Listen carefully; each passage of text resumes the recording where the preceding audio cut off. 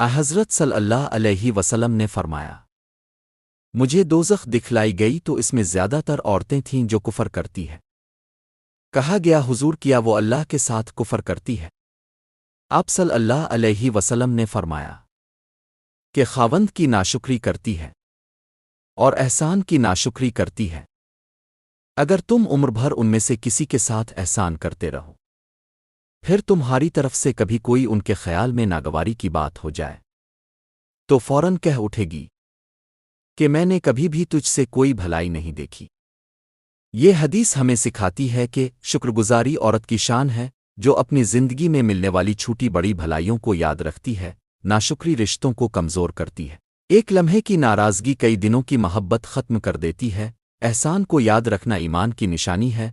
ہر اچھائی کا شکریہ ادا کرنا انسان کو نرم دل بناتا ہے۔ گھر کی خوشی شکر سے بڑھتی ہے۔ جو عورت شکر کرتی ہے اس کا گھر سکون اور برکت والا ہوتا ہے۔ نبی صلی اللہ علیہ وسلم نے ہمیں بچانے کے لیے یہ نصیحت فرمائی تاکہ ہم اپنی عادتوں میں بہتری لائیں۔